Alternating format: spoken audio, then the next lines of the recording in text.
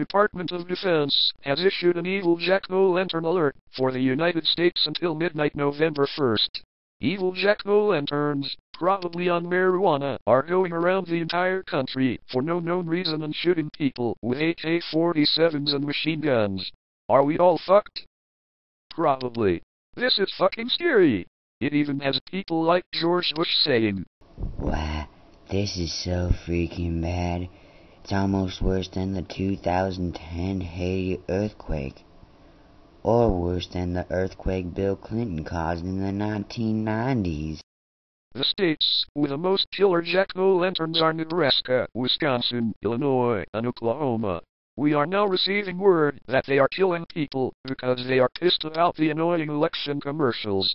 LOL. Anyway, as I was saying, wait a minute, why do I hear footsteps? Uh-oh. 197 killer Jack-O-Lanterns just entered the EAS headquarters. No! Do not shove the machine gun up my